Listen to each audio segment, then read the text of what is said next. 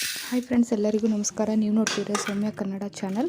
Friends, ಇವತ್ತು ಸಿಂಪಲ್ಲಾಗಿ tomato ಬೇಳೆ ಸಾರು ಹೇಗೆ ಮಾಡೋದು ಅಂತ ನೋಡೋಣ. ಇದಕ್ಕೆ ಬೇಕಾಗಿರೋದು ಬೇಳೆ ತೊಳೆದಿಟ್ಕೊಳ್ಳಿ, ನಂತರ ಈರುಳ್ಳಿ, ಟೊಮೊಟೊ, ಬೆಳ್ಳುಳ್ಳಿ, ಇದು ಹಸಿಮೆಣಸಿನ್ಕಾಯಿ ಮತ್ತು ಕರಿಬೇವು, ಜೀರಿಗೆ, ಸ್ವಲ್ಪ ಅರಿಶಿನ, ಉಪ್ಪು, ನೀರು ನೋಡಿ ನಾನು ಹಾಕ್ಕೊತಿದ್ದೀನಲ್ಲ, ಇದನ್ನೆಲ್ಲ ಹಾಕ್ಕೊಂಡು 2 ವಿಸಿಲ್ ಕೂಗಿಸ್ಕೊಳ್ಳಿ ಸಾಕು.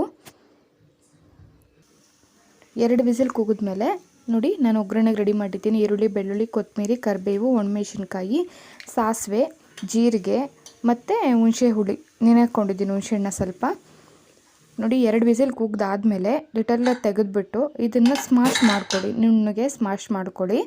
ನೋಡಿ ನಾನು ಮಾಡ್ತಿದ್ದೀನಿ, ನೋಡಿ ಇದನ್ನು ಸ್ಮಾಶ್ ಮಾಡ್ಕೊಳ್ಳಿ. ತುಂಬಾ ಟೇಸ್ಟಿಯಾಗಿ, ಮನೇಲಿ ಏನು ತರಕಾರಿ ಇಲ್ಲದಾಗ ತುಂಬ ಈಸಿಯಾಗಿ ಬೇಗನೆ ಮಾಡ್ಬೋದು ಫ್ರೆಂಡ್ಸ್. ಬಿಸಿ ಬಿಸಿ ಅನ್ನಕ್ಕಾಗಿರ್ಬೋದು, ಮುದ್ದೆಗೆ ತುಂಬಾ ಟೇಸ್ಟಿಯಾಗಿರುತ್ತೆ. ಮಾಡಿ ನೋಡಿ ಒಂದ್ಸರಿ, ತುಂಬ ಬೇಗ ಆಗುತ್ತೆ, ಏನೂ ಇಲ್ಲ. ಒಂದು 10-15 ನಿಮಿಷದೊಳಗಡೆ ನೀವು ಆರಾಮ್ಸೆ ಮಾಡ್ಕೊಂಬಿಡ್ಬೋದು.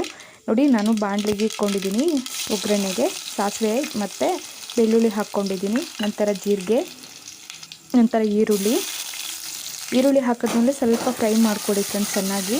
ಆಮೇಲೆ ಕರಿಬೇವು ಹಾಕ್ಕೊಳ್ಳಿ. ನೋಡಿ ಕರಿಬೇವು ಫಸ್ಟೇ ಹಾಕಿದ್ರೆ ಏನಾಗುತ್ತೆ, ಸೀದು ಹೋಗ್ಬಿಡುತ್ತೆ, ಅದನ್ನು ಫಸ್ಟೇ ಹಾಕಲ್ಲ. ನಂತರ ಒಣಮೆಣ್ಸಿನ್ಕಾಯಿ ಹಾಕ್ಕೊಳ್ಳಿ ಇದಕ್ಕೆ. ಫಸ್ಟೇ ಅದನ್ನು ಹಾಕೋಕ್ಕೆ ಹೋಗ್ಬೇಡಿ, ತುಂಬ ಘಾಟ್ ಬಂದುಬಿಡುತ್ತೆ ಮನೆಯೆಲ್ಲ. ಇದನ್ನ ಚೆನ್ನಾಗಿ ಫ್ರೈ ಮಾಡಾದಮೇಲೆ ಇದಕ್ಕೆ ಸಾಂಬಾರು ಹಾಕ್ಕೊಳ್ಳಿ. ನೋಡ್ತಿದ್ದೀರಲ್ವಾ, ಇನ್ನು ಚೆನ್ನಾಗಿ ಫ್ರೈ ಮಾಡಿದ್ದಾಯಿತು. ನೆಕ್ಸ್ಟ್ ಇದಕ್ಕೆ ಸಾಂಬಾರು ಹಾಕ್ಕೊತಿದ್ದೀನಿ. ನೋಡಿ ನೀರು ಅಷ್ಟೇ ನಿಮ್ಗೆ ಎಷ್ಟು ಬೇಕೋ ಕ್ವಾಂಟಿಟಿ ನೋಡಿಕೊಂಡು ಅಷ್ಟು ಹಾಕ್ಕೊಳ್ಳಿ ನೀರನ್ನ. ನಾನು ಅದೇ ಕುಕ್ಕರ್ಗೆ ಸ್ವಲ್ಪ ನೀರು ಹಾಕಿ ಇದು ಮಾಡ್ಕೊತಿದ್ದೀನಿ. ನೋಡಿದ್ರಲ್ವ ಫ್ರೆಂಡ್ಸ್, ಇಷ್ಟೇ. ಇದನ್ನು ಸ್ವಲ್ಪ ಕುದಿಸಿ ಲಾಸ್ಟಲ್ಲಿ ಹುಣಸೆ ಹುಳಿ ಹಾಕ್ಕೊಂಡು ನಂತರ ಕೊತ್ತಂಬರಿ ಸೇರಿಸ್ಕೊಳ್ಳಿ. ಚೆನ್ನಾಗಿ ಕುದಿ ಬರಲಿ, ಅದು ಒಂದು 4-5 ಸರಿ ಕುದಿದ್ರೆ ತುಂಬಾ ಟೇಸ್ಟಿಯಾಗಿ ಚೆನ್ನಾಗೂ ಇರುತ್ತೆ.